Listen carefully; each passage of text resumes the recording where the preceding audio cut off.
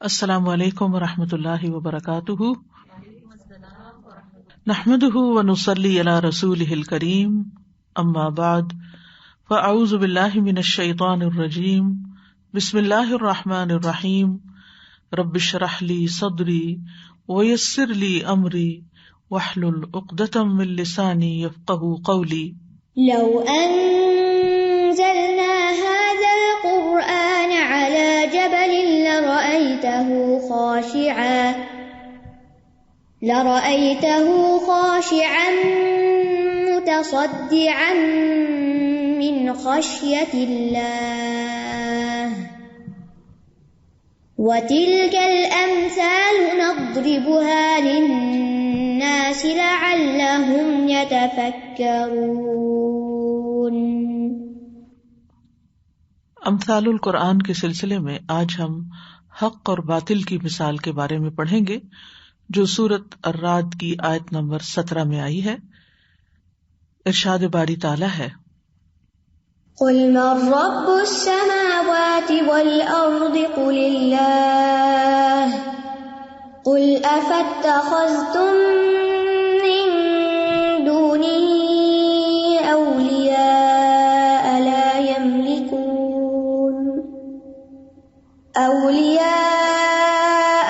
يملكون لأنفسهم نفعا ولا ضرا قل هل يستوي الأعمى والبصير أم هل تستوي الظلمات والنور أم جعلوا لله شركاء خلقوا كخلقه فتشابه الخلق عليهم قل الله خالق كل شيء وهو الواحد القهار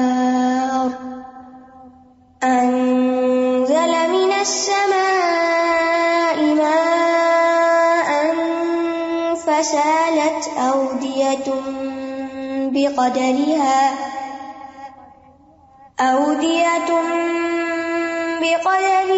فاحتمل السيل زبدا رابيا ومما يوقدون عليه في النار ابتغاء حلية أو متاع زبد مثله كذلك يضرب الله الحق والباطل فأما الزبد فيذهب جفاء وأما ما ينفع الناس فيمكث في الأرض كذلك يضرب الله الأمثال۔ کہہ دیجئے، کیا پھر بھی تم نے اس کے سوا کچھ حمایتی بنا رکھے ہیں جو اپنے نفسوں کے لیے بھی کسی نفع اور نقصان کے مالک نہیں؟ کہہ دیجئے، کیا اندھا اور دیکھنے والا برابر ہو سکتے ہیں؟ یا کیا اندھیرے اور روشنی برابر ہو سکتے ہیں؟ یا انہوں نے اللہ کے لیے کچھ شریک بنا لیے ہیں جنہوں نے اس کی تخلیق کی مانند کچھ پیدا کیا ہے، تو ان پر پیدائش مشتبہ ہو گئی ہے۔ کہہ دیجئے، اللہ ہر چیز کا خالق ہے اور وہی اکیلا بہت زبردست ہے۔ اسی نے آسمان سے پانی اتارا تو وادیاں اپنے اپنے اندازے سے بہہ نکلی، تو سیلاب نے چڑھا ہوا جھاگ اٹھا لیا، اور ان چیزوں میں سے بھی جو وہ زیورات یا برتن حاصل کرنے کے لیے آگ پر تپاتے ہیں، اسی کی مانند جھاگ ہوتی ہے۔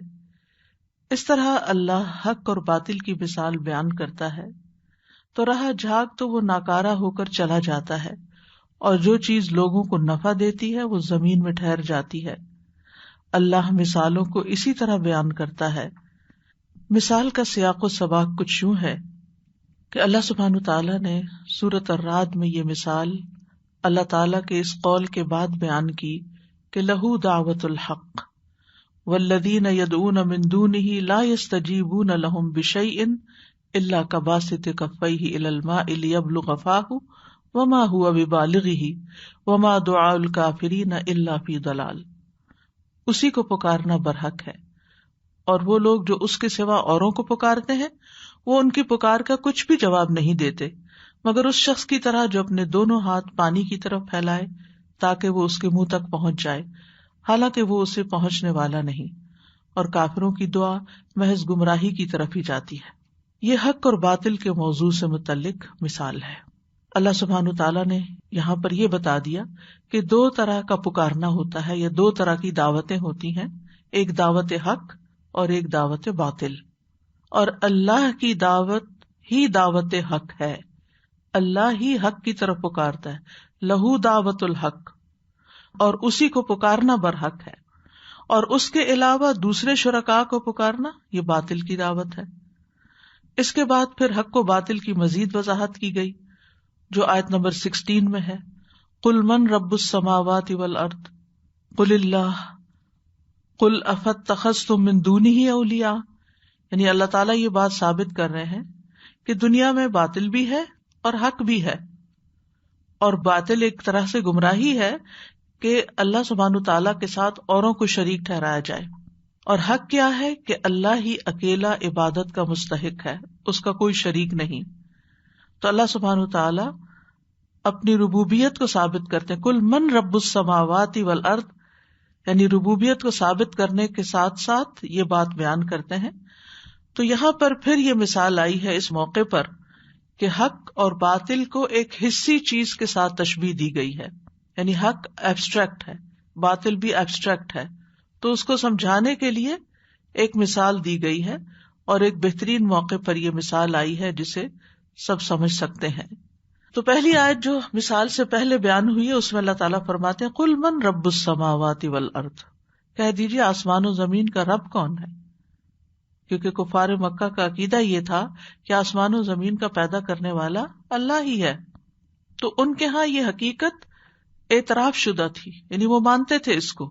قل اللہ، کہہ دیجیے کہ اللہ، یعنی اگر تم جانتے ہو کہ اللہ ہی آسمان و زمین کا خالق ہے تو پھر اس کو چھوڑ کر دیگر حمایتی کیوں بنا رکھے ہیں.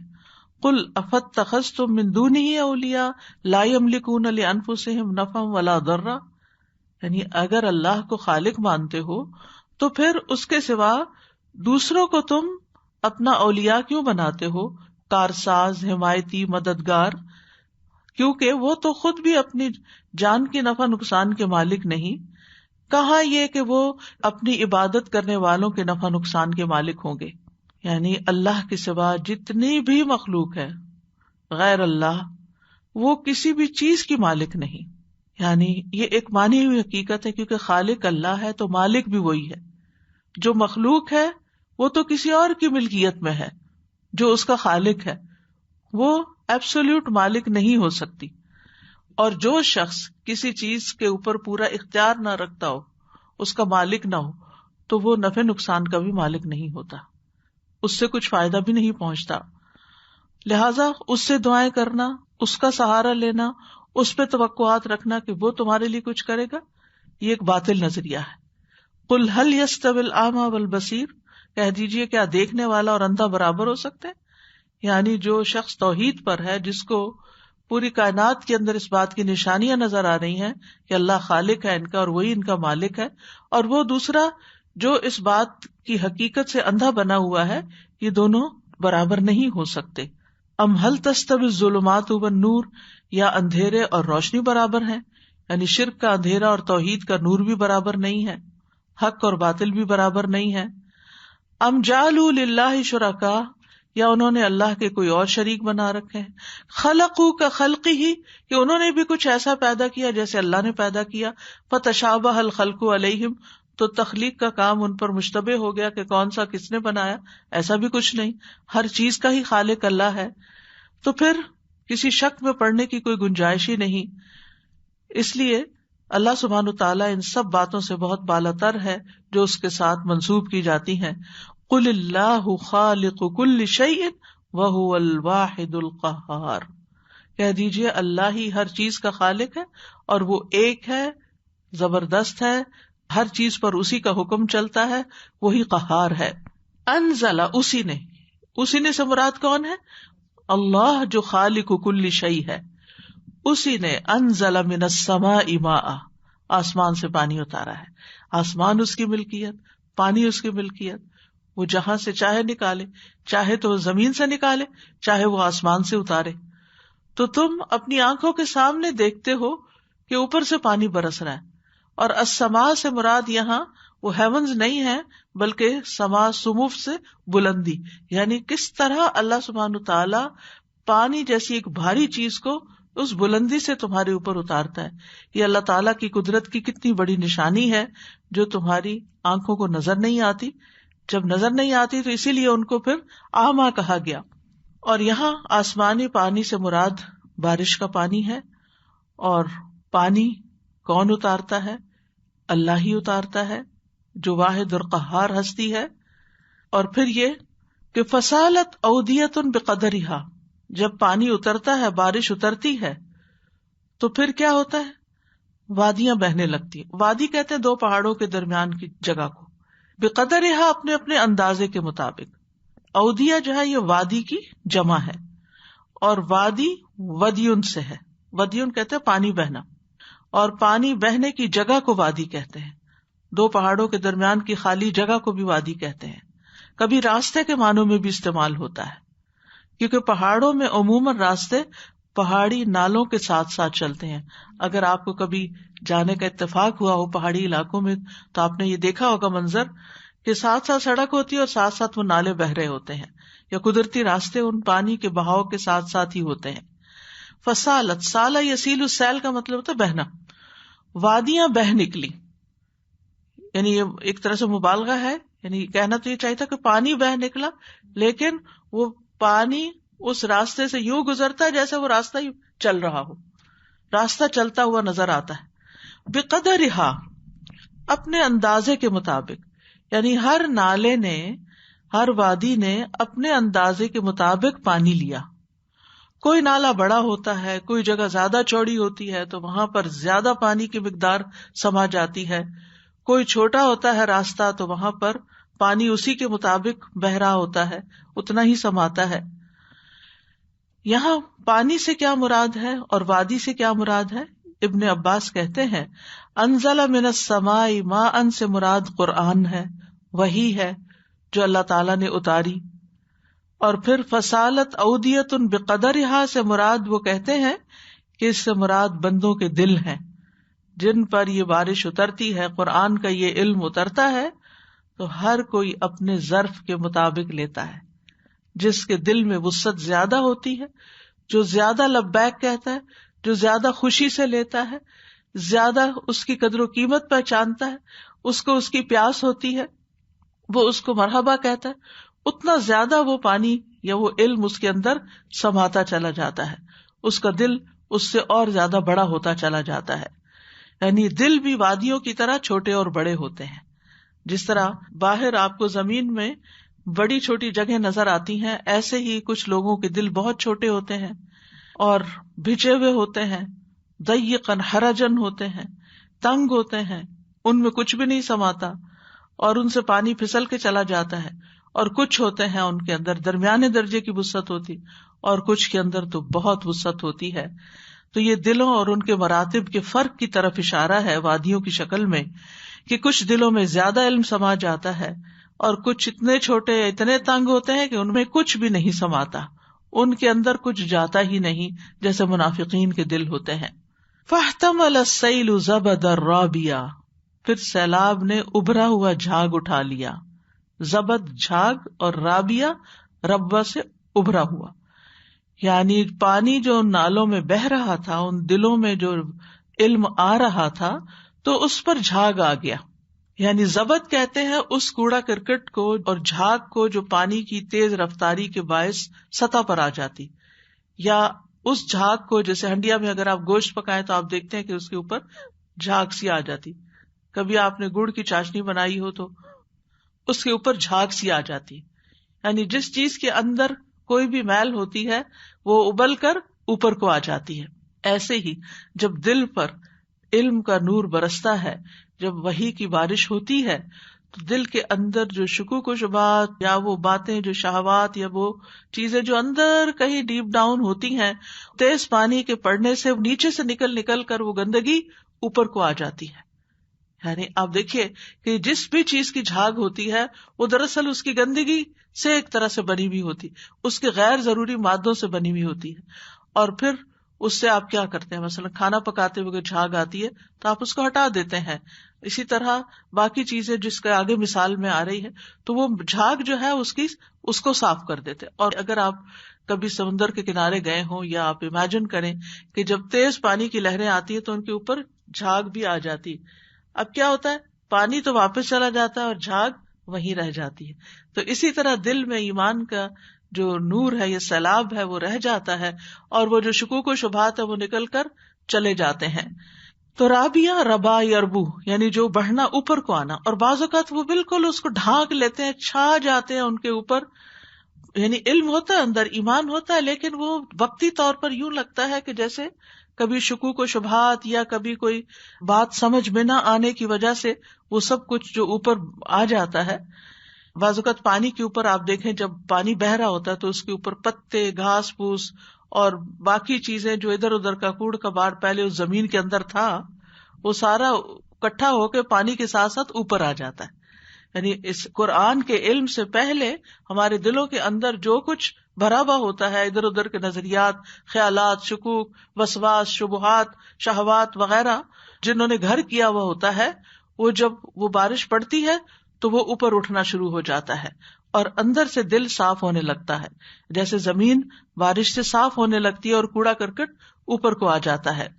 تو یہ سب چیزیں جو اتنی اوپر آتی ہیں بعض اوقات وہ اس پانی کو ڈھانپ بھی لیتی ہیں یا اس کے کچھ حصے کو ڈھانپ لیتی ہیں. حدیث میں اس کے لیے غثا کا لفظ آتا ہے، غثا. اسی طرح قرآن مجید میں ایک اور جگہ پر بھی آتا ہے فَجَعَلَهُ غُثَاءً أَحْوَىٰ. اور یہ غثا کا لفظ کیا ہے؟ نبی صلی اللہ علیہ وسلم نے فرمایا ایک ایسا وقت آنے والا ہے کہ دوسری امتیں تمہارے خلاف ایک دوسرے کو بلائیں گی جیسا کہ کھانے والے اپنے پیالے پہ ایک دوسرے کو بلاتے ہیں. تو کہنے والے نے کہا کیا یہ ان دنوں ہماری قلت اور کمی کی وجہ سے ہوگا؟ آپ نے فرمایا نہیں، بلکہ تم ان دنوں بہت زیادہ ہو گئی، لیکن وَلَٰكِنَّكُمْ غُثَاءٌ كَغُثَاءِ السَّيْلِ، لیکن تم جھاگ ہوگے جس طرح کے سیلاب کا جھاگ ہوتا ہے. یعنی تمہاری کوئی وقت نہیں ہوگی، قدر و قیمت نہیں ہوگی. تو اصل ٹھوس علم کے مقابلے میں، یقینی علم کے مقابلے میں وہ جو شکوک و شبہات ہوتے ہیں ان کی کوئی جڑ بنیاد نہیں ہوتی، بے قیمت اور بے وقت ہوتے ہیں جو بظاہر ایسے لگتا ہے کہ جیسے چھا گئے ہوں. اسی طرح جھاگ سے مراد کفر بھی لیا گیا ہے.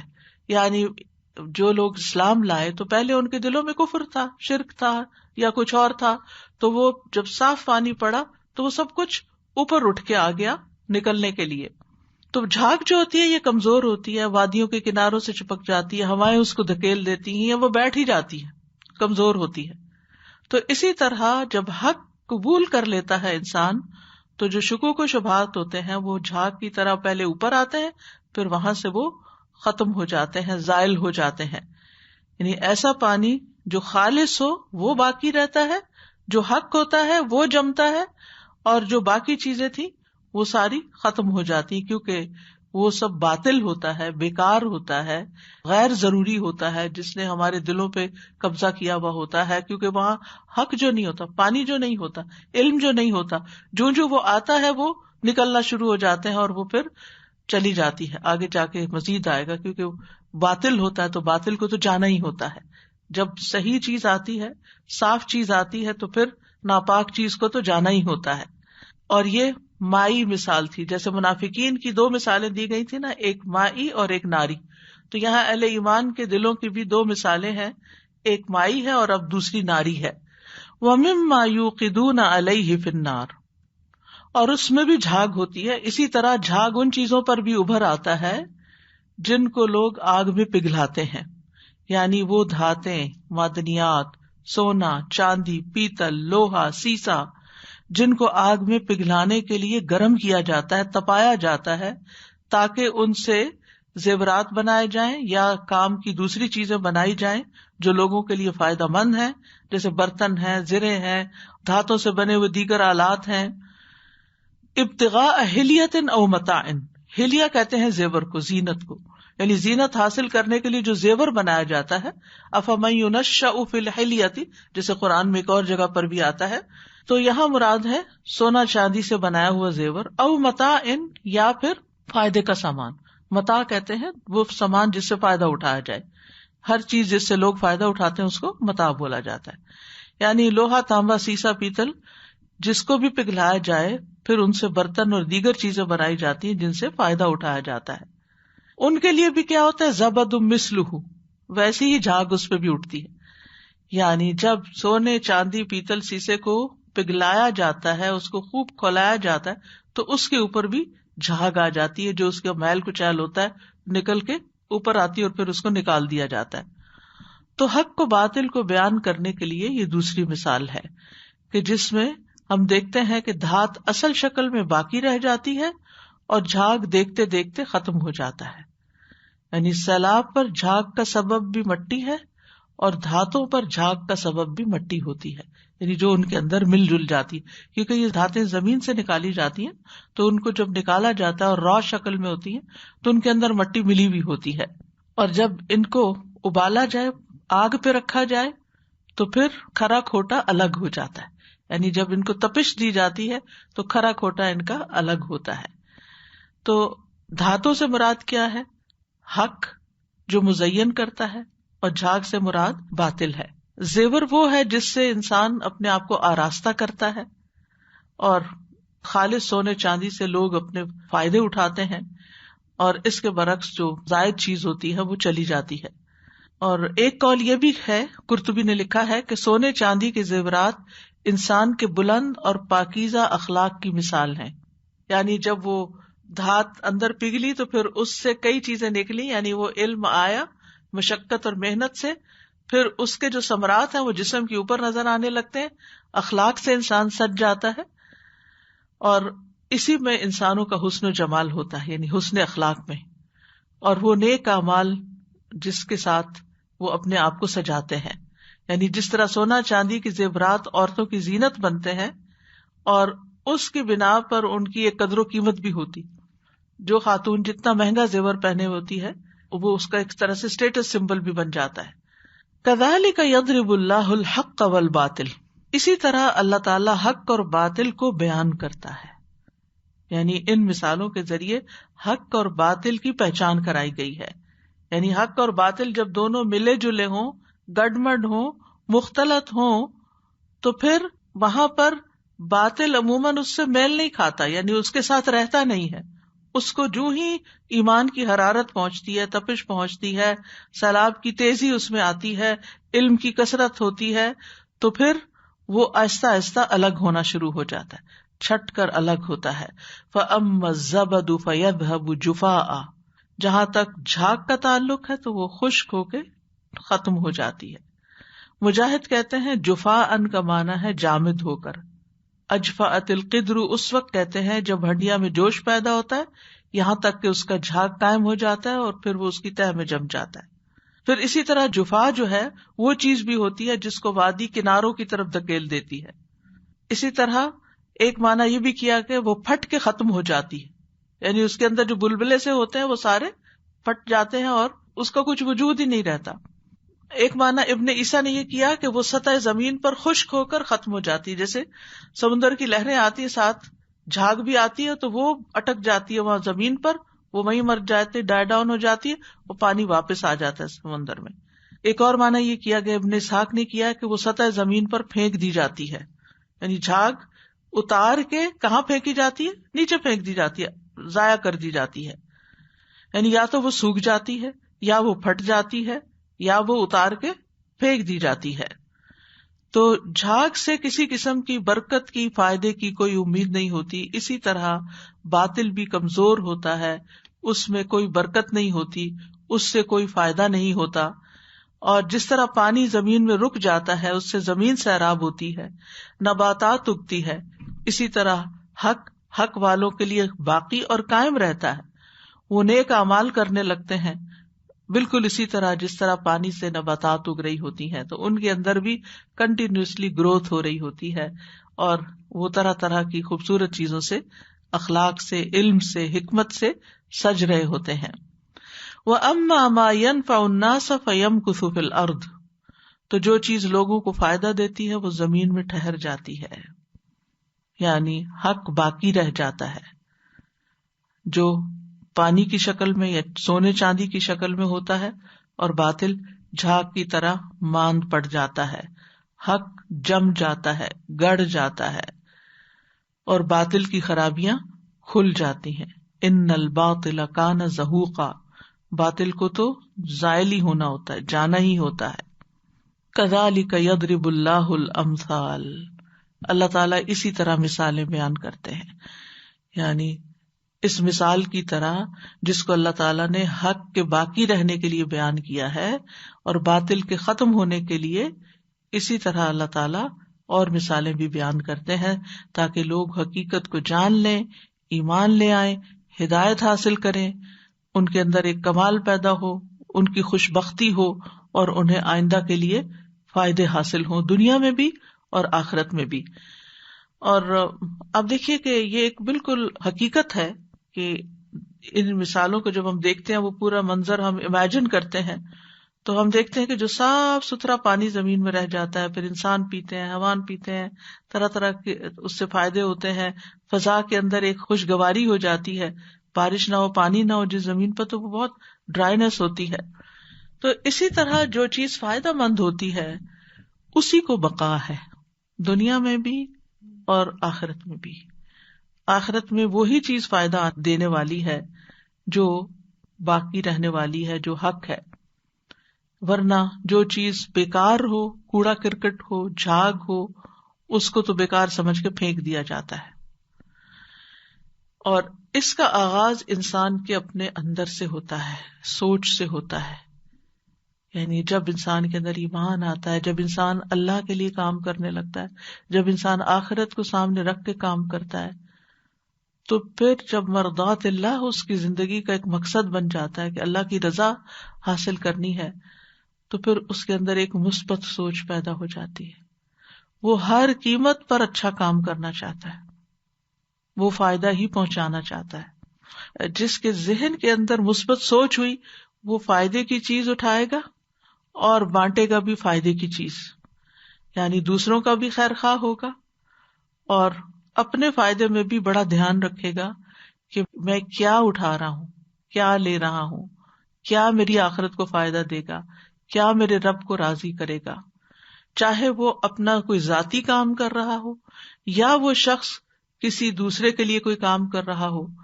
اور جو شخص اس اصول کے ساتھ زندگی بسر کرتا ہے کہ حق کو قبول کرتا ہے، حق کو پکڑ کے رکھتا ہے، حق کا ساتھ دیتا ہے، حق ہی کی ترویج کرتا ہے، حق ہی کو پھیلاتا ہے، تو پھر ایسا شخص جو ہے دنیا میں بھی اس کا نام باقی رہ جاتا ہے اور آخرت میں بھی وہ انتہائی فائدے میں ہوگا۔ اس کے لیے آپ دیکھیں کہ ہر دور میں ایسے لوگ آئے ہیں، یعنی کچھ باطل کو رائج کرنے کی کوشش کرتے ہیں اور کچھ حق کو۔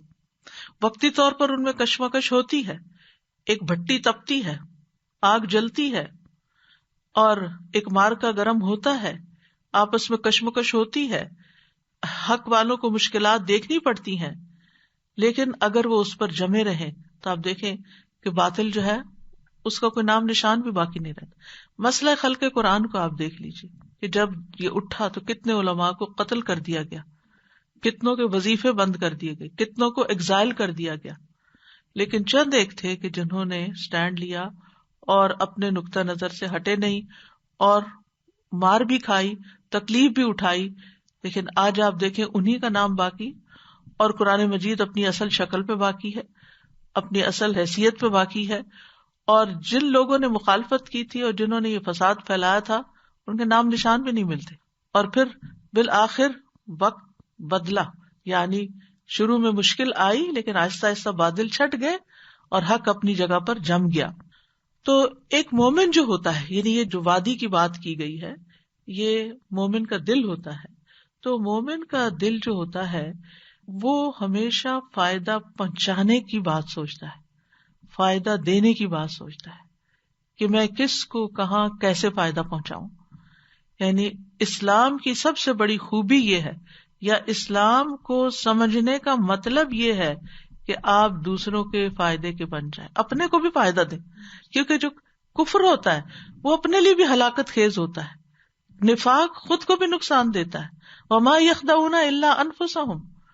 اور اسی طرح شرک جو ہے وہ خود کرنے والے کے لیے نقصان دہ ہوتا ہے. لیکن جب انسان توحید پر ہوتا ہے, صحیح دین پر ہوتا ہے, اللہ کی خاطر کام کرتا ہے, تو پھر ہر وقت وہ یہ سوچتا ہے کہ میں کون سی نیکی کروں کہ مجھے فائدہ پہنچے, کس کے ساتھ کروں کہ اس کو فائدہ پہنچے. یعنی وہ ایسی مثبت سوچ کا مالک ہو جاتا ہے کہ جو ہر وقت یہی منصوبے بناتا رہتا. اچھا اس لمحے کون سا اچھا کام کر لوں, اب کون سا اچھا کام, اب کون سا نیکی کا کام ہے, اب میں کہاں کنٹریبیوٹ کر سکتا ہوں, کہاں اپنے آپ کو آفر کر سکتا ہوں, کس کو کیا دے سکتا ہوں, کس کے کیسے کام آ سکتا ہوں, کس کو کس مشکل سے نکال سکتا ہوں. تو یہ حق کی پہچان ہوتی. اس پر ہم سب کو اپنے آپ کو بھی اور اپنے دلوں کو بھی پرکھنا چاہیے.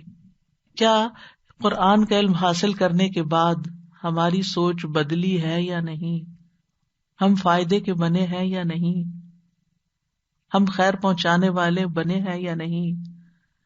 کیونکہ مومن کا مزاج کیا ہوتا ہے کہ وہ دنیا میں دینے والا بن کے رہتا ہے, لینے سے زیادہ اس کو دینے سے دلچسپی ہوتی ہے.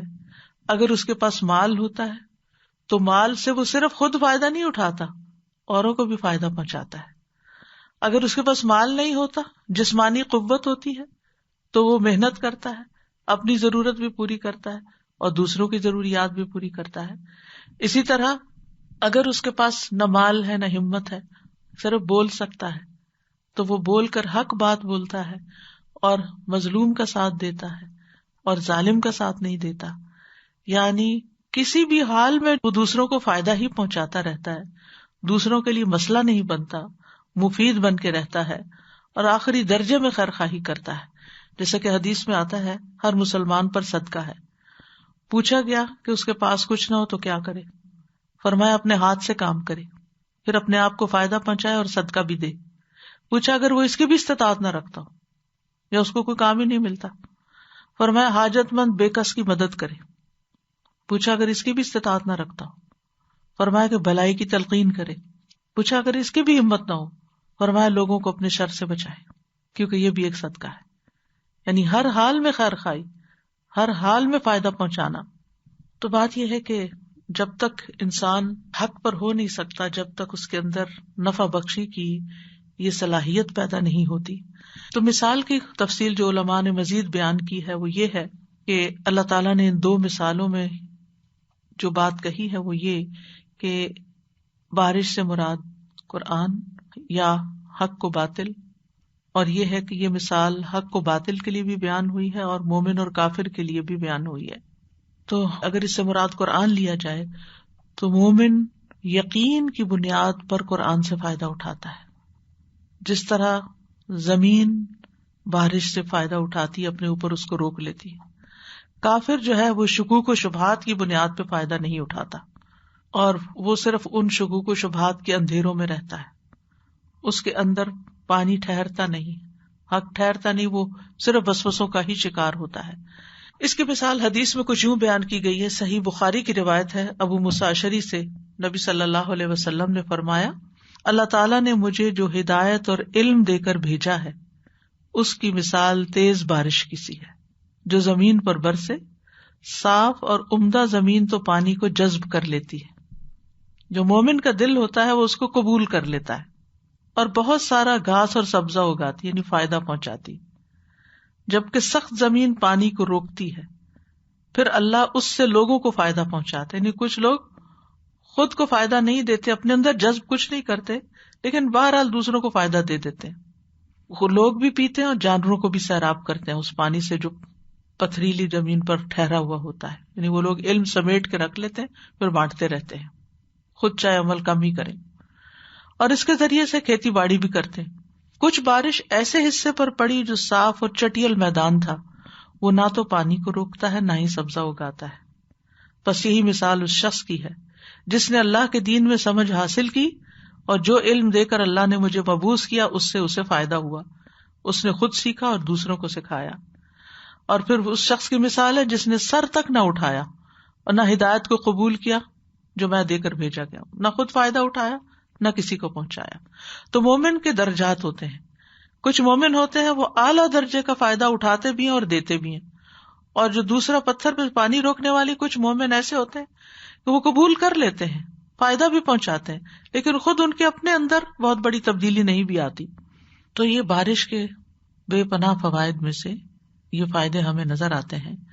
بارش ایسی چیز ہے جس کی زمین کو ہمیشہ ضرورت رہتی ہے، ہدایت اور حق کی بھی ہمیشہ ہر انسان کو ضرورت رہتی ہے. پھر یہ کہ دلوں کی قسمیں ہوتی ہیں، کہیں پر پانی زیادہ سما جاتا ہے اور کہیں تھوڑا علم ہوتا ہے. ڈپینڈ کرتا ہے کہ کس نے کتنا سیکھا، کتنا یاد کیا، کتنا سمجھا، کتنا اس پہ غور کیا، کتنا اس پہ عمل کیا. تو اس طرح اللہ تعالیٰ حق و باطل کی مثال بیان کرتے ہیں یا مومن اور کافر کی مثال بیان کرتے ہیں، اور اسی طرح اللہ تعالیٰ خالص عمل اور مقبول عمل کی مثال اور ریاکاری والے عمل کی مثال بیان کرتے ہیں. کہ ریاکاری والا عمل جو ہوتا ہے وہ بظاہر بعض اوقات جھاگ کی طرح چھا جاتا ہے، بہت شہرت ہو جاتی ہے انسان کی، لیکن اس کے تہ میں کچھ نہیں ہوتا اور بالآخر قیامت کے دن اس کو کوئی فائدہ نہیں پہنچے گا. اس کے برعکس اہل ایمان کے اعمال اللہ سبحانہ وتعالیٰ کے پاس محفوظ ہیں. وَأَمَّا الَّذِينَ آمَنُوا وَعَمِلُوا الصَّالِحَاتِ فَيُوَفِّيهِمْ أُجُورَهُمْ وَاللَّهُ لَا يُحِبُّ الظَّالِمِينَ. رہے وہ لوگ جو ایمان لائے اور انہوں نے نیک اعمال کیے تو وہ انہیں ان کے اجر پورے پورے دے گا. جہاں تک کفار کے اعمال کا تعلق ہے کہ کچھ عمل تو وہ بھی کرتے ہیں تو ان کا بدلہ ان کو دنیا میں ہی مل جاتا ہے، آخرت میں ان کے اعمال جو ہیں بیکار ہو جاتے ہیں، سراب کی طرح ان کے اعمال ہو جاتے ہیں. تو یہاں پر ایک ہی بارش سے دو چیزیں جو پیدا ہوئیں ان کا بیان ہے. ایک طرف ثابت قدمی ہے جو پانی کے ٹھہرنے کی وجہ سے ہے، اور دوسری طرف جھاگ ہے جو مرجھا کے ختم ہونے کی طرح. یعنی جھاگ پیدا ویسے خود سے نہیں ہوئی، پانی کے برسنے سے ہی ہوئی ہے. یعنی پانی کے برسنے سے کسی کے حصے میں جھاگ آئی اور کسی کے حصے میں صاف پانی آیا. اسی طرح خالص اور ناخالص انسان کی مثال بھی ایسے ہی ہے کہ کچھ جو ان کے اوپر آزمائشیں آتی ہیں وہ خالص ہوتے جاتے ہیں، جو آزمائشوں کی بھٹی میں وہ تپائے جاتے ہیں، ان کی میل کچیل الگ ہوتی چلی جاتی ہے. اور کچھ لوگ صرف دنیاوی فائدوں کی خاطر اسلام قبول کرتے ہیں، وہ آزمائشوں سے پیچھے رہتے ہیں، وہ قربانیاں نہیں کرتے، وہ حق کے لیے آگے نہیں بڑھتے. نتیجہ کیا ہوتا ہے کہ ان کا کھوٹ شامل ہی رہتا ہے اس سونے کے اندر یا چاندی کے اندر جس کو تپایا نہیں جاتا. اسی لیے اللہ تعالیٰ جس سے محبت کرتا ہے اس کو آزماتا ہے، امتحان میں ڈالتا ہے. اور اگر آپ اس بات کو سمجھ کر ہر تکلیف کے موقع پر یاد کر لیں تو خیر ہی خیر. ایسی ایسی باتیں آپ کو سمجھ میں آئیں گی، اپنی ایسی ایسی خامیاں نظر آنے لگیں گی، اپنی ایسی کوتاہیاں نظر آئیں گی، ایسی چیزیں جو آپ کرتے نہیں تھے اور اب مشکل آنے پہ آپ کو کرنی پڑی اور آپ نے کرنا شروع کر دی. یعنی حیرت ہوتی ہے بعض اوقات.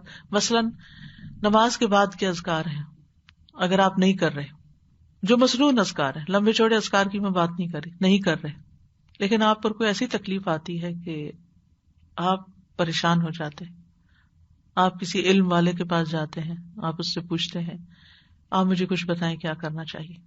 تو ایسے میں جو صحیح علم والے ہوتے ہیں وہ باقاعدہ پوچھتے ہیں کہ آپ کے اعمال کا حال کیا ہے، کیونکہ ہر مشکل اس لیے آتی ہے کہ انسان عمل میں آگے جائے، کچھ غلط چیزیں چھوڑے اور کچھ اچھی چیزیں اپنائے. پوچھتے نماز پڑھتے ہیں ہم؟ ہاں پڑھتا ہوں. خشوع سے پڑھتے ہیں؟ توجہ سے پڑھتے ہیں؟ نہیں، اتنی توجہ نہیں. آپ توجہ سے پڑھنا شروع کریں، خاص طور پر ایاک نعبد و ایاک نستعین اہدنا الصراط المستقیم. اللہ تعالیٰ آپ کو راستہ دکھائے گا، آپ مشکل سے نکل جائیں گے. یہ وظیفہ بتاتے ہیں. کوئی کہتا ہے کہ مجھے نظر لگ گئی ہے تو آپ اس سے پوچھتے ہیں کہ اچھا آپ بتائیے کہ کیا آپ نماز کے بعد کے اذکار پڑھتے ہیں؟ کہتے ہیں بس کبھی کبھی پڑھ لیتا ہوں، کبھی مختصر پڑھ لیتا ہوں. کون کون سے پڑھتے ہیں؟ بس ربی اعیننی علی ذکرک و شکرک و حسن عبادتک، بس اتنا پڑھتا ہوں. آیت الکرسی نہیں پڑھتے؟ آیت الکرسی پڑھے. معوذات پڑھتے ہیں؟ نہیں، معوذات نہیں پڑھتے، معوذات پڑھے. 5 نمازوں میں ہر نماز کے بعد آیت الکرسی معوذات پڑھ کر ساتھ بسم اللہ ارقیق یا ایسی کوئی دعا شامل کر لیں، اپنے اوپر دم کریں. اب وہی معوذات جو آپ نے چھوڑے ہوئے تھے، ایک علم والے نے آپ کو یاد کرا دیے کہ یہ آپ ہر نماز کے بعد لازم کر لیں. صبح شام کی دعا میں تو ہیں ہی 3 بار، اور ہر نماز کے بعد اگر آپ پڑھ کے اپنے اوپر دمی کر لیتے ہیں، اپنا رکیہ ساتھ دن میں 5 دفعہ جو رکیہ کرے، اس کی نظر بھاگے گی کہیں یا نہیں؟ اس کی نظر نکلے گی یا نہیں؟ نکلے گی نا. سمپل علاج ہے. سنت میں ہر بیماری کا علاج ہے، ہر مسئلے کا علاج ہے. پھر اسی طرح توجہ سے اگر آپ دعائیں پڑھیں نا، کیونکہ ہوتا یہ ہے مثلاً آپ وسوسوں کا شکار ہو رہے ہیں، اس کی بھی دعائیں موجود ہیں. آپ کو بات سمجھ نہیں آ رہی، آپ فیصلہ نہیں کر پا رہے، آپ نور والی دعا پڑھنا شروع کر دیں، اللہم اجعل فی قلبی نورا، اور توجہ کریں دل پر کہ اللہ میرا دل روشن کر دے، مجھے حقائق دکھا، وفی بصری نورا وفی سمعی نورا وعن یمینی نورا وعن یساری نورا وفوقی نورا وتحتی نورا وامامی نورا وخلفی نورا وجعل لی نورا وعازم لی نورا اللہم آتنی نورا. اب آپ بتائیں کہ جس کو ہر طرف سے نور مل جائے اس کے اوپر کون سا معاملہ مشکوک رہے گا؟ اس کے شکوک و شبہات کہاں جائیں گے؟ اور یہ فجر کی سنت اور فرض کے بیچ میں پڑھنے والی دعائیں کہ جو دن کا آغاز اس سے کر. لیکن ہم کیا کرتے ہیں؟ صرف مشین کی طرح پڑھتے ہیں، جیسے مشین چلا دی جاتی ہے نا، بٹن آن آف کر دیا جاتا ہے اور بس ختم ہو جاتے ہیں. آپ پر آئی مشکل، آپ کو مل نہیں رہا حل کون بتائے گا آپ کو؟ آپ پھر انسانوں کے سہارے لے رہے ہیں، یہ حل بتا دے، وہ بتا دے، وہ بتا دے، اس سے فتویٰ لیتے ہیں، اس سے مسئلہ پوچھتے ہیں، اس سے کاؤنسلنگ کراتے ہیں، اس کے پاس چلے جاتے ہیں، اس کو پکڑ کے رکھتے ہیں، اس پہ فون پہ باتیں کرتے ہیں، اس کو میسج کرتے ہیں. ایک عجب تماشا شروع ہو جاتا ہے. خود تو پریشان ہوتے ہی ساری دنیا کو بھی ساتھ پریشان کر لیتے ہیں، خود اپنا جینا حرام کرتے ہیں، اوروں کا بھی کر لیتے ہیں. لیکن جہاں حل ہے اس حل کی طرف ہم نہیں جاتے کہ ہم اپنی اصلاح کریں، ہم اپنی عبادتیں درست کریں، ہم اپنے اذکار کی پابندی کریں، ہم اپنے رب کو پکاریں، ہم سجدوں میں پکاریں، ہم رو کے پکاریں، ہم تڑپ کے پکاریں. یہ کام ہم کرتے نہیں. پھر جادوگروں اور نجومیوں اور پتہ نہیں کس کس کے پیچھے چلے جاتے ہیں کہ وہ شاید جادو کی کوئی چھڑی گھمائے گا اور ہمارے مسئلے حل ہو جائیں گے. ٹھیک ہے، آزمائش آتی ہے، کلاؤڈز جب آتے ہیں تو ہر طرف اندھیرا چھا جاتا ہے، لیکن یاد رکھیے کہ کوئی بھی بادل ہمیشہ نہیں رہے، ان کو جانا ہی ہوتا ہے. وہ برستے اور چلے جاتے ہیں، مشکلیں آتی ہیں، آپ کو رلاتی ہیں اور چلی جاتی ہیں، آپ کا دل پگھلتا ہے، آپ کا دل نرم ہوتا ہے، آنسوں کی جھڑیاں لگ جاتی. کچھ پتھر دل ایسے ہوتے ہیں جو ویسے نہیں پگھلنے کے ہوتے، اللہ نے ان کے اوپر سخت آزمائش ڈالی ہوتی ہے.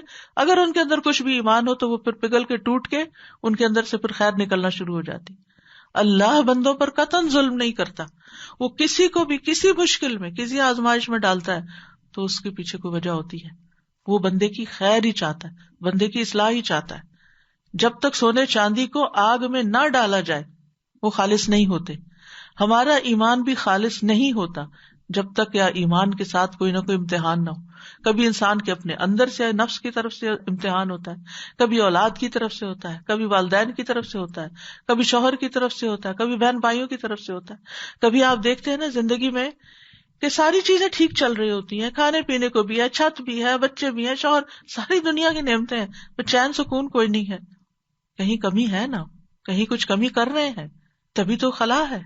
تو اس کو ڈھونڈیں، اس کو تلاش کریں. نہیں سمجھ آ رہا، نور کی دعا پڑھیں، ہر نماز کے بعد پڑھنی شروع کر دیں. دیکھیں اللہ تعالیٰ آپ کو کیسے سامنے لا کے دکھائے گا کہ آپ کہاں کھڑے ہیں اور آپ کو کیا کرنے کی ضرورت ہے. اس لیے اللہ سبحانہ وتعالیٰ حق اور باطل کی مثال اور کیسے حق مضبوط ہوتا ہے اور جو میل کچیل ہوتی ہے وہ کتنی کمزور چیز ہوتی ہے جو نکل جاتی ہے اور انسان خالص ہونے لگتا ہے. تو اس مثال سے جو فوائد ہمیں حاصل ہوتے ہیں وہ یہ کہ حق غالب آ کے رہتا ہے. حق ہے اس لیے کہ وہ غالب آ کر رہے. جیسے سورۃ الانبیاء میں آتا ہے بل نقذف بالحق علی الباطل فیدمغہ فاذا هو زاہق، بلکہ ہم حق کو باطل پر پھینک مارتے ہیں تو اس کا دماغ کچل دیتا ہے، پس اچانک وہ مٹنے والا ہوتا ہے، یعنی ختم ہونے والا ہوتا ہے، زاہق. سورۃ الاسراء میں آتا ہے وقل جاء الحق وزہق الباطل ان الباطل کان زہوقا، کہہ دیجیے حق آ گیا، باطل مٹ گیا، باطل مٹنے ہی والا تھا. اللہ تعالیٰ باطل کو خود جھوٹا کر دیتا ہے. لیحق الحق ویبطل الباطل ولو کرہ المجرمون، تاکہ وہ حق کو حق کر دے، سچا کر دے، باطل کو جھوٹا کر دے، خواہ مجرم ناپسند ہی کیوں نہ کریں. باطل نہ پہلی بار کچھ کر سکتا ہے نہ دوبارہ کچھ کر سکتا ہے. وقتی طور پر وہ جھاگ اتنی ہو جاتی ہے لگتا ہے پتہ نہیں کیا ہو گیا ہے، لیکن اب بالآخر وہ چلا جاتا ہے. قل ان ربی یقذف بالحق علام الغیوب، قل جاء الحق وما يبدئ الباطل وما يعيد، کہہ دیجئے بے شک میرا رب دل میں حق ڈالتا ہے، سب غیبوں کو خوب جاننے والا ہے. کہہ دیجئے حق آ گیا اور باطل نہ پہلی دفعہ کچھ کر سکتا ہے اور نہ دوبارہ. انبیاء اور ان کی اقوام کے درمیان حق کو باطل کے مار کے رہے، لیکن تاریخ بتاتی ہے کہ ہمیشہ اللہ سبحانہ تعالیٰ نے انبیاء کو دنیا میں بھی سرخرو کیا، اور اگر کبھی ان کا قتل ہو گیا یا ان کے ساتھ دنیاوی ترقی اس طرح نہیں لگی، ان کا نام باقی رہا اور آخرت میں ان کے بلند درجات ان کو نصیب ہوئے، اور ان کو تکلیف دینے والے جو ہیں وہ مر مٹ گئے، ختم ہو گئے دنیا میں بھی، اور آخرت میں بھی ان کا کوئی ٹھکانہ نہیں ہوگا. تو بعض اوقات مار کا طول پکڑ جاتا ہے، لیکن حق بات اپنا اثر رکھتی ہے. اور کبھی باطل اتنا زیادہ ہو جاتا ہے، اندھیرا اتنا ہوتا ہے کہ لوگ مایوسی کی طرف آ جاتے ہیں اور اپنے آپ کو شکست خوردہ محسوس کرتے ہیں. تو ایسے موقع پر انسان کو ان آیات کے ساتھ اپنے آپ کو تسلی دینی چاہیے، بار بار تکرار کرنا چاہیے. تو یاد رکھیے کہ حق اور باطل کے درمیان جو کشمکش ہوتی ہے نا، ایک اندر ہوتی ہے انسان کے اور ایک باہر ہوتی ہے. کبھی انسان کے اندر بھی نفس کھینچ رہا ہوتا ہے، شیطان کھینچ رہا ہوتا ہے، اور دوسری طرف جو فرشتہ مقرر ہے ہمارے اوپر وہ ہمیں خیر کی طرف بلا رہا ہوتا ہے. کیونکہ جہنم جو ہے وہ خواہشات سے لپیٹ دی گئی ہے، تو شیطان کیا چاہتا ہے کہ خواہشات پہ چل کے میرے پیچھے چل کے ادھر ہی میرے ساتھ رہے. اور بعض اوقات انسان کے نفس کو کچھ ایسی چیزوں سے محبت ہو جاتی ہے جو اس کے لیے ایک ایڈکشن کی شکل اختیار کر لیتی ہے، جن سے پھر نکلنا انسان کے لیے مشکل ہو جاتا ہے. تو اللہ سبحانہ تعالیٰ بعض اوقات پھر ایسی مشکل ڈالتا ہے کہ اس محبت کو نکالتا ہے اور اس کی جگہ پر خیر کی محبت، اپنی محبت ڈالتا ہے. تو حق طاقتور ہی ہے، اگرچہ باطل وقتی طور پر کیوں نہ غالب آتا نظر آ رہا. اہل ایمان کے لیے اللہ نے غلبے کی بہت سی بشارتیں دی ہیں. اللہ تعالیٰ اپنے ہر کام پر غالب ہے. واللہ غالب علی امرہ ولکن اکثر الناس لا یعلمون. اللہ حق کو ثابت کرتا ہے اور ایمان والوں کی مدد کرتا ہے. ابراہیم علیہ السلام کی مثال ہمارے سامنے ہے کہ کس طرح پوری قوم کے سامنے ڈٹ گئے، اور پھر اللہ نے کیسے مدد کی. قلنا یا نار کونی بردن وسلاما علی ابراہیم. نبی صلی اللہ علیہ وسلم کی مثال ہے کہ سارے قبیلے اکٹھے ہو گئے تھے آپ کے قتل پر، لیکن اللہ تعالیٰ نے کس طرح آپ کو وہاں سے نکالا اور غار ثور میں پناہ لیا آپ نے. اور پھر نبی صلی اللہ علیہ وسلم کے اوپر کتنا سخت وہ وقت تھا کہ بالکل دشمن سر پہ پہنچا ہوا تھا، اور اگر ذرا بھی اس کو پتا ہوتا یہ اندر ہے تو پھر تو بس تھوڑی دیری کی بات تھی. لیکن آپ صلی اللہ علیہ وسلم کو اس وقت بھی کیسی تسلی دی کہ لا تحزن ان اللہ معنا. اور پھر یہ ہے کہ اللہ سبحانہ تعالیٰ کی کتاب کے آگے بھی باطل نہیں ٹھہرتا. لہٰذا دل کے اندر اگر کبھی کوئی اللہ کے بارے میں، دین کے بارے میں، خیر کے کام کے بارے میں کوئی وسوسے پیدا ہونے شروع ہوں تو اللہ کی کتاب کی طرف رجوع کریں. آہستہ آہستہ آہستہ آہستہ وہ بادل چھٹ جائیں گے اور آپ کو صحیح بات سمجھ آنے لگے گی، نظر آنے لگے گی. اور جب آپ کے اندر ایمان مضبوط ہوگا جیسے عمر رضی اللہ عنہ کا تھا، تو پھر اس کے آگے کوئی بھی باطل نہیں ٹھہر سکتا. عمر رضی اللہ عنہ کو دیکھ کر جن اور انسان دونوں ہی بھاگتے تھے، یعنی جو بھی غلط کار لوگ ہوتے تھے وہ ڈرتے تھے ان سے، کیونکہ باطل جو ہے وہ حق کا مقابلہ کرنے کی صلاحیت نہیں رکھتا. حق پرست انسان جو ہوتا ہے وہ بہادر ہوتا ہے، لوگوں کی باتوں سے نہیں ڈرتا. اور یہ بھی یاد رکھیے کہ حق ایک ہی ہوتا ہے اور باطل بہت سے ہوتے ہیں. تو حق میں کیا کیا چیز شامل ہے؟ سب سے پہلے تو خود اللہ کی ذات حق ہے. ذالک بأن اللہ هو الحق، یہ اس لیے کہ بے شک اللہ ہی حق ہے. پھر اسی طرح سورۃ الانعام میں آتا ثم ردوا الی اللہ مولاہم الحق، پھر وہ اللہ کی طرف لوٹائے جائیں گے جو ان کا سچا مالک ہے. اور اس کے علاوہ جتنے بھی معبود ہیں وہ باطل ہیں. وَأَنَّ مَا يَدُونَ مِن دُونِهِ هُوَ الْبَاطِلُ، غیر اللہ کے سہارے سب باطل ہیں. پھر یہ کہ اللہ کی کتاب حق ہے. ذَلِكَ بِأَنَّ اللَّهَ نَزَّلَ الْكِتَابَ بِالْحَقِّ تِلْكَ آیَاتُ اللَّهِ نَتْلُوهَا عَلَيْكَ بِالْحَقِّ، تو قرآن حق ہے. پھر اللہ سبحانہ تعالیٰ نے جو بھی کام کیے، جو تقدیر بنائی، وہ سب بھی حق. اللہ کی بات بھی حق ہے. وَتَمَّتْ كَلِمَةُ رَبِّكَ صِدْقًا وَعَدْلًا. پھر اسی طرح اللہ کے وعدے بھی سچے ہیں. یا ایھا الناس ان وعد اللہ حق. پھر انبیاء کو حق دے کر بھیجا گیا ہے. رسول اللہ صلی اللہ علیہ وسلم حق لے کر آئے ہیں، آپ کی ہر بات حق تھی. عبداللہ ابن عمرو ابن العاص کہتے ہیں میں نے کہا اللہ کے رسول میں آپ سے باتیں جو سنتا ہوں انہیں کیا لکھ لیا کروں؟ آپ نے فرمایا ہاں. میں نے پوچھا رضامندی اور ناراضگی کی حالت میں سبھی؟ آپ نے فرمایا ہاں، کیونکہ میری زبان سے حق کے سوا کچھ نہیں نکلتا. تو آپ کی باتیں بھی حق ہیں.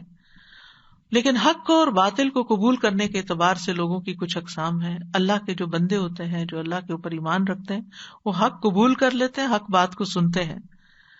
والذی جاء بالصدق وصدق به اولئک هم المتقون.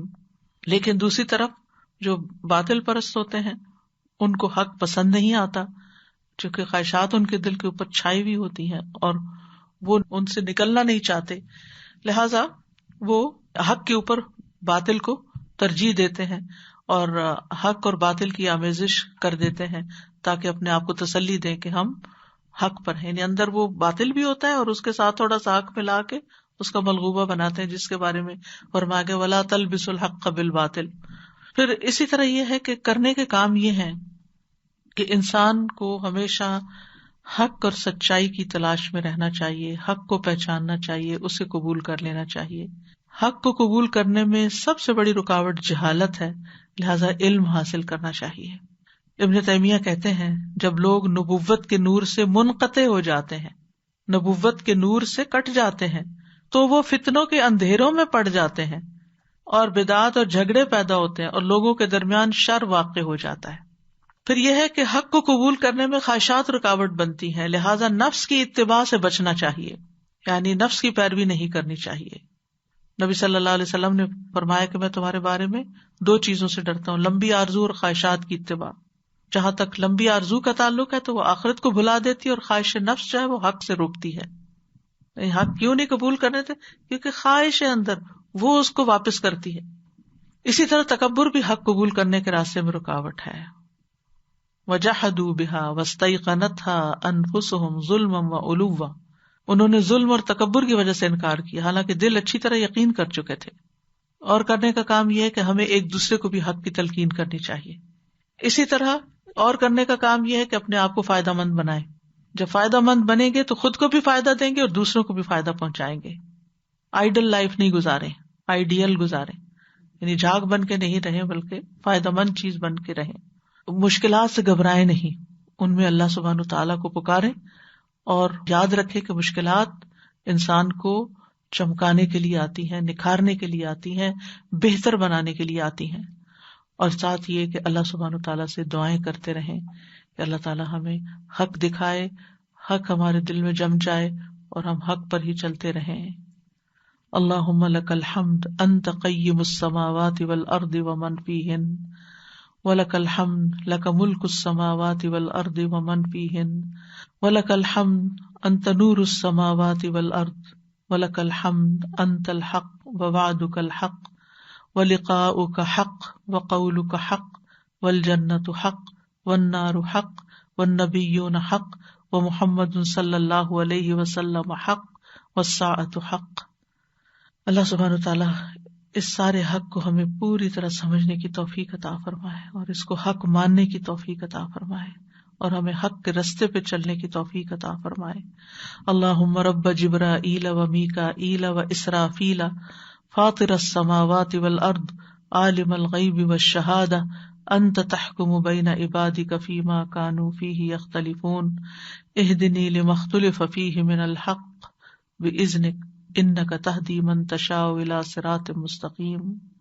اے اللہ، جبریل، میکائیل اور اسرافیل کے رب، آسمانوں اور زمین کو پیدا فرمانے والے، پوشیدہ اور ظاہر کو جاننے والے، تیرے بندے جن باتوں میں اختلاف کرتے ہیں تو ہی ان کے درمیان فیصلہ فرمائے گا، اور جن باتوں میں اختلاف کیا گیا ہے تو ہی اپنے حکم سے مجھے ان میں سے جو حق ہے اس پر چلا.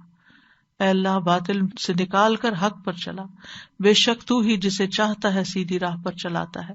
اللہ ہمیں حق بات کہنے کی بھی توفیق عطا فرما.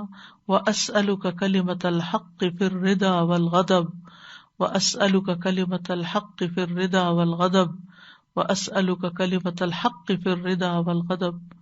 اور اللہ سبحانہ وتعالی ہم سب کو اپنی رحمت سے ڈھانپ لے، اور اس وقت جو دنیا میں مصیبت آئی ہوئی ہے پینڈیمک کی شکل میں، یا رب تو سب کو اس تکلیف سے نکال اور ہم سب بندوں کے حال پہ رحم فرما، سب کی بیماریوں کو دور کر دے، سب کی تکلیفوں کو دور کر دے، سب کی پریشانیوں کو دور کر دے، اور ہم اس مشکل سے نکلیں تو پہلے سے بہتر انسان ہوں، چمک چکے ہوں، حق کو قبول کر چکے ہوں، حق ہمارے دلوں میں راسخ ہو چکا ہو.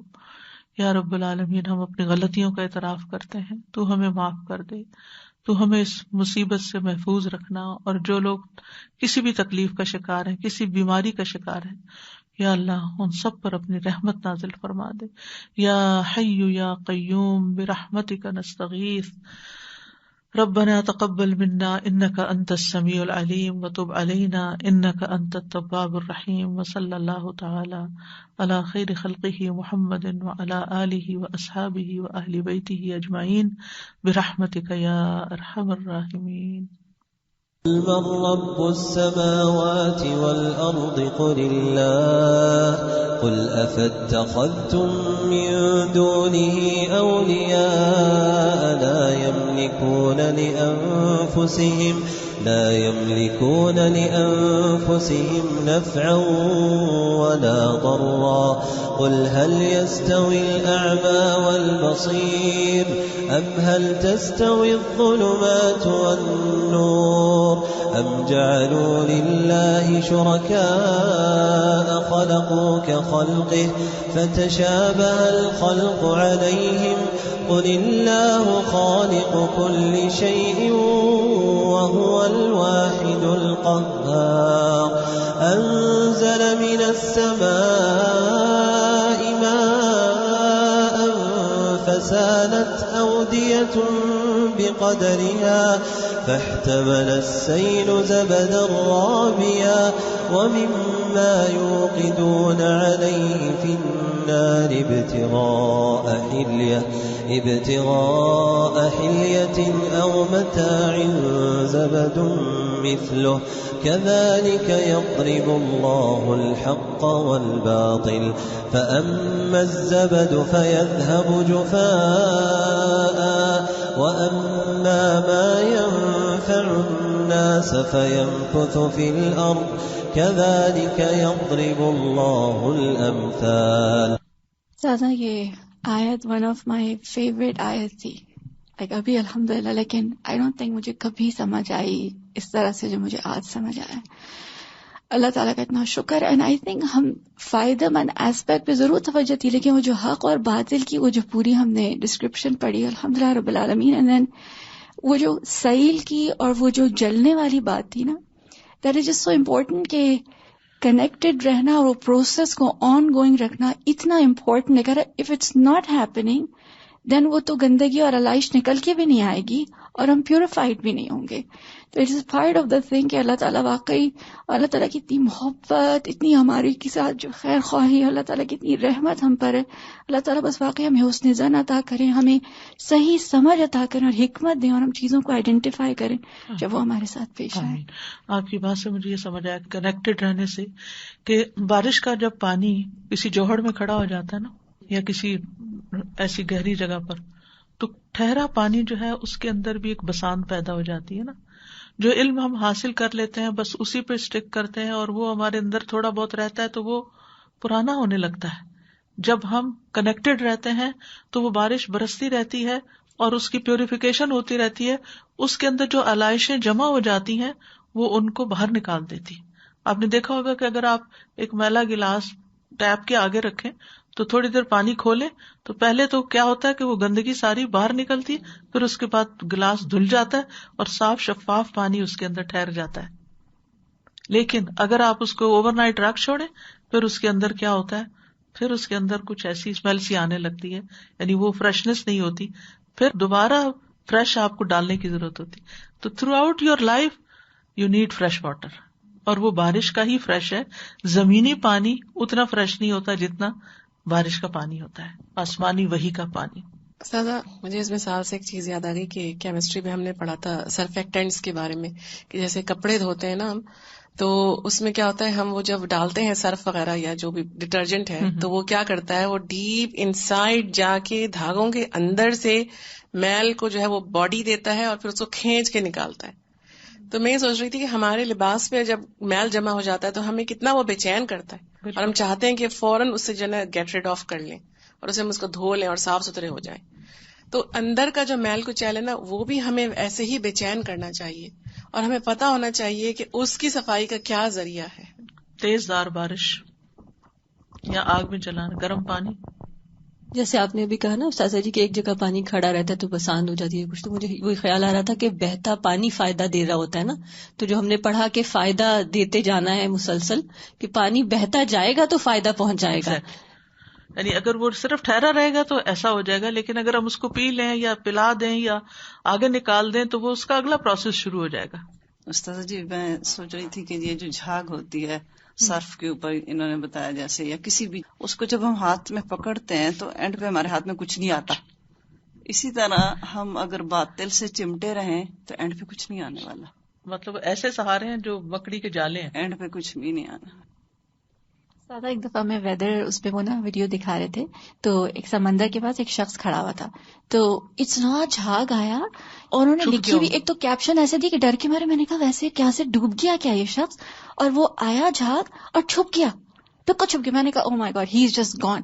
اور سبحان اللہ تھوڑی دیر میں پانی پیچھے ہٹا اور جھاگ بالکل کلیئر ہو گیا، ہی واز فائن. اور زیادہ کچھ نظر نہیں آ رہا تھا، جھاگ واقعی ایسا اوور ویلمنگ ہو کہ ہمیں یعنی ہم مایوس ہونے لگتے ہیں، but it's not that one کچھ نظر نہیں آتا، ہر طرف چھا جاتا ہے. مجھے ایک اور بات یاد آ رہی تھی بیچ میں کہ جیسے اگر ہمیں کسی سے سچی محبت ہوتی ہے نا تو وہ ہمیں ڈانٹ بھی دے نا یا کبھی ناراض بھی ہو جائے تو وقتی تو جھاگ تو آتی ہے، ایسا نہیں ہوتا کہ فیل نہیں ہوتا. مجھے اپنے والد سے بہت محبت تھی اور اگر کبھی تھوڑا سا بھی ان کے چہرے پہ فرق ہوتا تو بہت زیادہ مجھے فیل ہوتا تھا کہ یہ اس طرح. لیکن کیا ہوتا ہے کہ وہ محبت نہیں جاتی، وہ ٹھہری ہوئی ہوتی ہے. وہ ناراضگی وہ وقتی طور پہ جو غصہ ہوتا ہے وہ چلا جاتا ہے، پھر اصل چیز آ جاتی. اس کے برعکس اگر کسی سے نفرت ہو نا تو وقتی طور پہ اگر کوئی خوش آمدی کلمات کہہ بھی دے نا تو وہ ٹھہرتے نہیں ہیں. وہ جو اصل وہ دوسرے کی وہ نفرت ہے نا وہ جمی رہتی ہے. تو جو حق ہے نا، جو سچ ہے نا، اس نے ٹھہرنا ہی ٹھہرنا ہے. جو چیز جینوئن ہے نا، اگر آپ کے اندر اخلاص ہے نا اور اگر آپ سچے ہیں نا اپنے کاز میں، اپنے مشن میں، اپنے کسی بھی چیز میں، تو پھر یہ ہو نہیں سکتا کہ وہ جمے نا، اس نے ٹھہرنا ہے. اور جو صرف باتیں کرنے والے ہوتے ہیں نا وہ پھر چھٹ جاتے ہیں. کیا کہتے ہیں فصلی کبوتر جو ہوتے ہیں، یہ فصل آتی ہے تو وہ بھی آ جاتے ہیں اور جو فصل جاتی ہے تو وہ بھی چلے جاتے ہیں. منافقین کا یہی حال تھا، کلما اضاء لهم مشوا فیہ. بلکہ میں ایک اسکالر کو سن رہی تھی تو وہ اس آیت کو اس آیت سے ایکسپلین کر رہے تھے کہ یعنی کہ منافق جو ہوتا ہے وہ جب روشنی ہوتی ہے تو چلتا ہے اور پھر اندھیرا چھا جاتا ہے. تو جو حق اور باطل ہے نا، جو حق والا بندہ ہے نا وہ ہر حال میں چلتا رہے گا، چاہے اندھیرے آئے چاہے روشنی ہو، اس نے چلنا ہی چلنا ہے، اس نے رستہ نہیں چھوڑنا. وآخر دعوانا ان الحمد للہ رب العالمین. سبحانک اللہم وبحمدک اشہد ان لا الہ الا انت استغفرک واتوب الیک. السلام علیکم ورحمۃ اللہ وبرکاتہ.